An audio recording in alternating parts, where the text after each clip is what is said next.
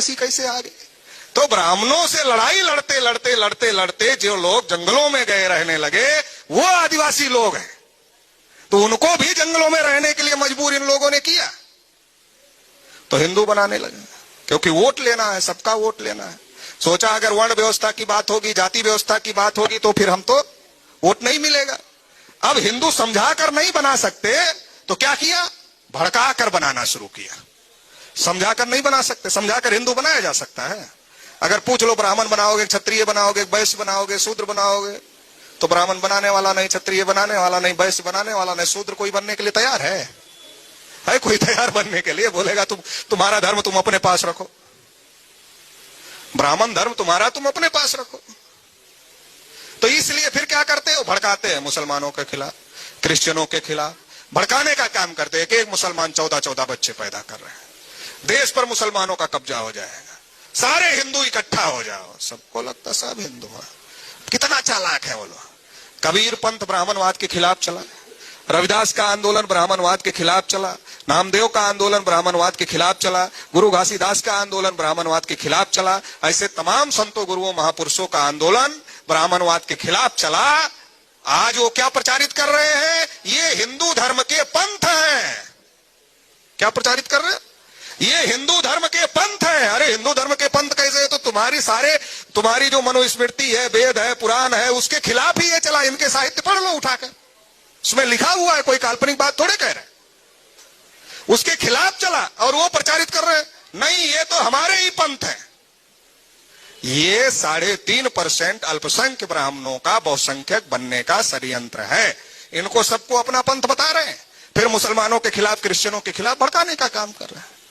क्योंकि अगर ज्यादा समझने लगोगे तब हिंदू बन नहीं पाओगे। तो थोड़ा इस समझो मत, भड़को केवल। एक है समझना, एक है भड़कना। मैं समझा रहा हूं, भड़का नहीं रहा हूं। एक समझाना है और एक भड़काना है।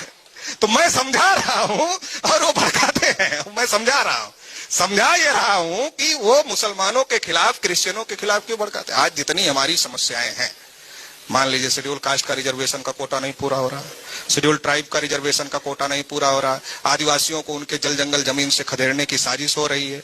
अभी यहाँ सतनामी का गांव है, इसको मैडम बता रही थी अभी कि लोगों को भगाने की साजिश यहाँ भी हो रही है। तो ऐसे तमाम जगह, तमाम प्रकार ओबीसी की गिनती नहीं हो रही है। तो ये सारा जो हो रहा है, तो देश में क्रिश्चियनों की सरकार है कि मुसलमानों की सरकार है? ना मुसलमानों की सरकार है, ना क्रिश्चियनों की सरकार है। 75 साल से देश की विधायिका पर 3.5% ब्राह्मणों ने कब्जा किया है, कार्यपालिका पर उन्होंने कब्जा किया है, न्यायपालिका पर उन्होंने कब्जा किया है, मीडिया पर उन्होंने कब्जा किया है। पार्टी कोई भी हो, ज्यादातर प्रवक्ता वही रहते हैं। पार्टी कोई भी हो, पार्टी बदलते रही, प्रवक्ता वही होता है। तो हर जगह उन्होंने कब्जा किया है, पूरे लोकतंत्र पर उन्होंने कब्जा किया। भड़का किसके खिलाफ रहे? मुसलमानों के खिलाफ। एक मुसलमान 14-14 बच्चे पैदा कर रहे हैं, देश पर मुसलमानों का कब्जा हो जाएगा, सारे इकट्ठा हो जाओ। और हम कितने समझदार हैं, हम समझ गए कि मुसलमान पैदा कर रहे हैं तो 200 साल पैदा करेंगे, 300 साल पैदा करेंगे, 400 साल पैदा करेंगे, 500 साल पैदा करेंगे, 600 साल पैदा करेंगे, 700 साल पैदा करेंगे। 600-700 साल जब पैदा करेंगे तब संख्या बढ़ेगी, और जब संख्या बढ़ेगी तब कब्जा कर लेंगे। हम कितने अकलमंद हैं, हमारी बुद्धि की भी तो दाद देना पड़ेगा। तो उससे हम डर गए। 700 साल तक मुसलमान पैदा करेंगे बच्चे, फिर संख्या बढ़ाएंगे, फिर कब्जा करेंगे। उससे डरकर 3.5% लोगों के पीछे खड़े हो गए, जिन्होंने हजारों साल से हमारा शोषण किया, और इस देश के भी नहीं, उनके पीछे खड़े हो गए और 75 साल से उनका राजपाट कायम करवाया। और छोटी सी बात नहीं समझ पाए। छोटी सी बात क्या है? अरे जब ये बता रहे हैं कि संख्या बढ़ने से देश पर कब्जा होता है, तो ओबीसी, एससी, एसटी, माइनॉरिटी आज ही 90% है, तो हम ही कब्जा क्यों नहीं कर लेते? तो इतनी बड़ी बात है। 700 साल की सोच पैदा कर दिया, तत्काल की सोच गायब कर दिया। आज हम शासक बन सकते हैं, ये सोच गायब कर दिया, और 700 साल बाद का डर दिखाकर वो 75 साल से शासक बना हुआ। तो ये बात हम लोगों को समझने की जरूरत है, सोचने की जरूरत है। और इस देश की जो असल समस्या की जड़ है, भारत में मुसलमान इतना कैसे हो गए? अरे ये व्यवस्था जो थी, इतनी सड़ी गली व्यवस्था थी, जहां इंसान को जानवर समझा जाता था, उसके खिलाफ जिसको जो रास्ता मिला उधर चला गया। जिसको सतनाम आंदोलन मिला इधर चला गया, जिसको रविदास जी का आंदोलन मिला उधर चला गया, जिसको कबीर साहब का आंदोलन मिला उधर चला गया, जिसको नामदेव का आंदोलन मिला उधर चला गया, जिसको तथागत का आंदोलन मिला उधर चला गया, जिसको क्रिश्चियन का आंदोलन मिला उधर चला गया, जिसको इस्लाम मिला उधर चला गया। अरे व्यवस्था ही इतनी सड़ी गली थी कि इधर तो कोई आदमी रह ही नहीं सकता। यहां इंसान तो है ही नहीं, यहां तो इंसान जानवर है। तो इस्लाम को मानने वाले वो कहते हैं तलवार के बल पर कर लिया। अरे तलवार के बल पर कर लिया तो तुम लोग कहां थे? अरे धर्म के रक्षक कहां थे तुम लोग? तलवार के बल पर वो कर रहे थे, तुम लोग कहां थे भाई? तुमको रोकना चाहिए था ना। कितने ब्राह्मण शहीद हुए मुसलमानों को रोकने के लिए? तलवार के बल पर तो नहीं किया, फिर क्या किया?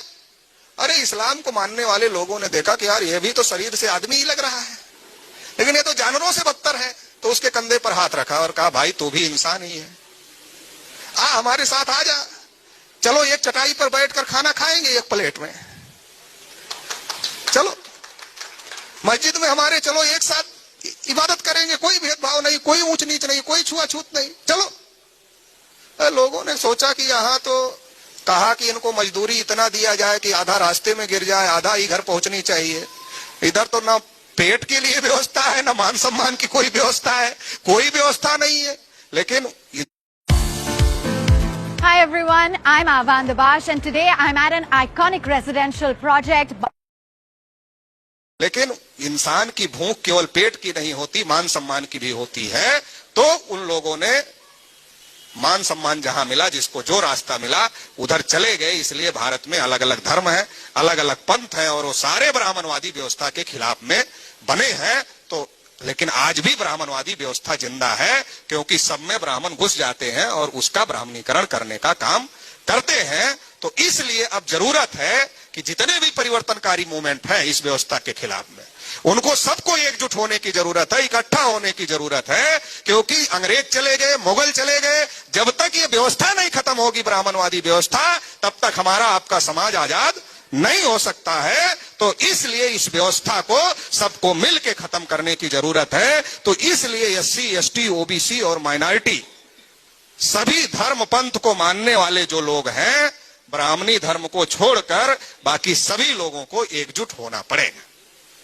और एकजुट होने के लिए कोई दिक्कत नहीं है, सभी लोग बराबरी को मानते हैं, समानता को मानते हैं।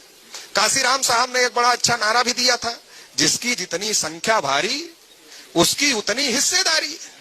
तो आपसी झगड़ा ही खत्म है। आपसी झगड़ा किस बात के लिए है भाई? जिसकी जितनी संख्या होगी, एक फार्मूला मान्य और काशीराम साहब ने तय किया कि सबको इकट्ठा कैसे लाया जा सकता है। क्योंकि काशीराम साहब जब लोगों को इकट्ठा लाने की बात कह रहे थे, लोग उनके ऊपर हंसते थे, अरे एक जाति नहीं इकट्ठा हो रही है, बहुजन समाज इकट्ठा करने की बात कर।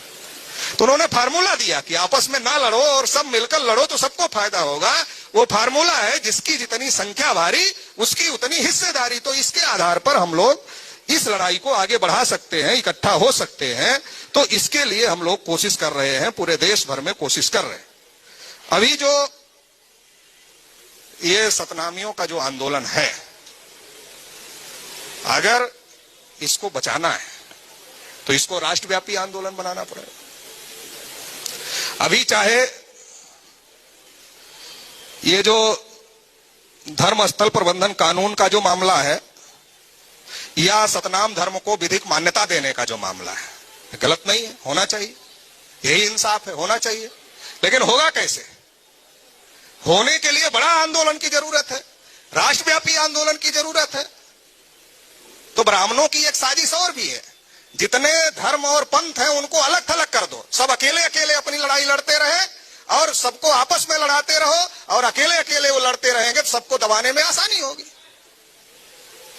तो इसलिए हम लोगों ने तय किया, अब हम सब लोग मिलकर सबके लिए लड़ेंगे, सब लोग सबके लिए लड़ेंगे, मिलकर लड़ेंगे। ओबीसी की लड़ाई होगी तो भी सभी लोग मिलकर लड़ेंगे, एससी की लड़ाई होगी तो भी सभी लोग मिलकर लड़ेंगे, क्रिश्चियन मुसलमान के हक अधिकार की लड़ाई होगी तो भी सभी लोग मिलकर लड़ेंगे, सतनामियों की लड़ाई होगी, सिखों की लड़ाई होगी, बुद्धिस्टों की लड़ाई होगी।